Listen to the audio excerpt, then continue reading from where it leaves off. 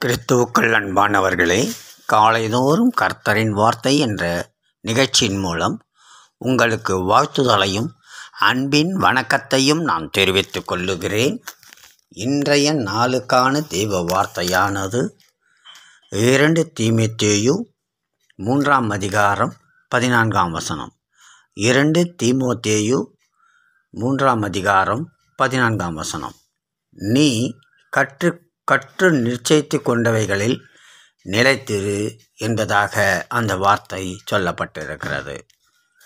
தன்னால் ஊழியத்தில் வளர்க்கப்படுகின்ற இளம் ஊழியனாகிய தீமோத்தேயுக்கு அப்போஸ்தலனாகிய பவுல் எழுதும் ஆலோசனைகளுக்குள் இன்றைய தியான வசனமும் அடங்கும்.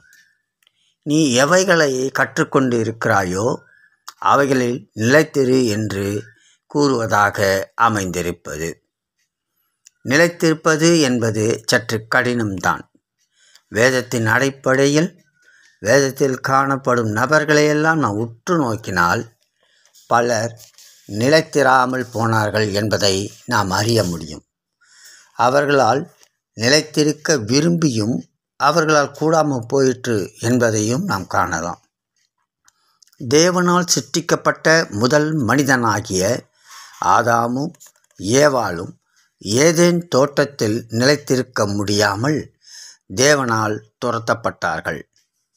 அவர்கள் தேவனுடைய உறவிலும் நிலைத்திருக்க முடியவில்லை. சர்ப்பத்தினுடைய வார்த்தைகளுக்கு செவி கொடுத்து, வீண் வார்த்தைகள் என்பது பொருள், எல்லாவற்றையும் இழந்து நிலைத்திருக்க முடியாமல் விழுந்து போனார்கள். அதைத் தொடர்ந்து அநேகரை நாம் காண முடியும்.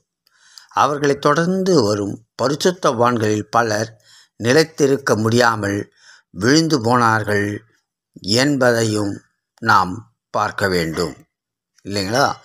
சிம்சோன் என்பவனை பெண்ணாசை அடித்து வீழ்த்தியது.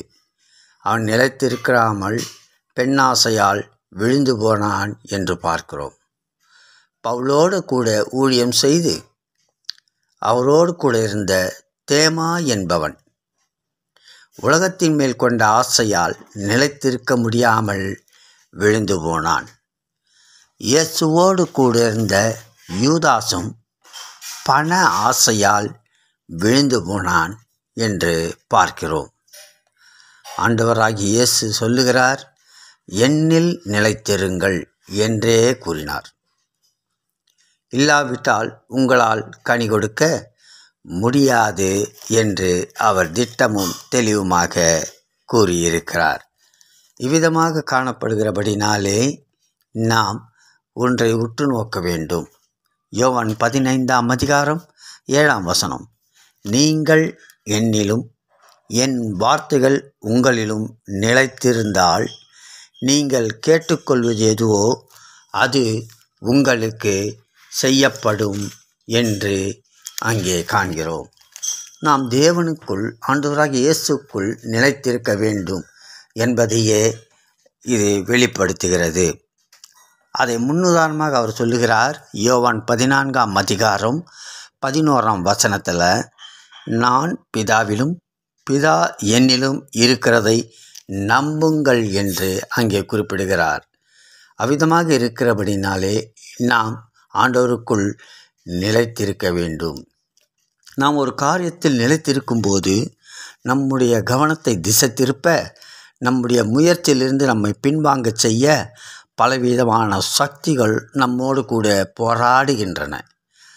அவைகளையெல்லாம் மேற்கொண்டு நாம் நிலைத்திருக்கும்போது மட்டுமே ஆசீர்வாதங்களை நாம் சுதந்திரிக்க முடியும்.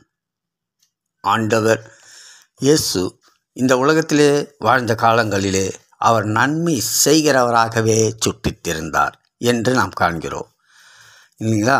இதைத்தான் சங்கீதம் 37:27 பார்க்கிறோம். தீமையை விட்டு விலகி நன்மை செய், என்றென்றைக்கும் நிலைத்திருப்பாய் என்று அங்கே சொல்லப்பட்டிருக்கிறது.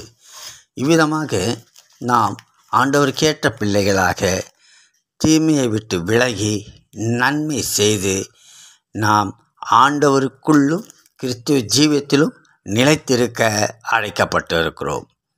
எனவே நாம் எப்பொழுதும் நிலைத்திருப்போம் என்று நாம் எண்ணிக்கொள்ள முற்படுகின்ற வேளையிலே தான் நாம் ஆசீர்வாதத்தை சுதந்திரிக்க முடியும். தேவனுக்குள் நிலைத்திருப்போம், ஆசீர்வாதம் பெறுவோம், சந்ததியும் ஆசீர்வாதம் பெறச் செய்வோம். தேவன் தாமே நம்மை ஆசீர்வதிப்பாராக. ஆமென்.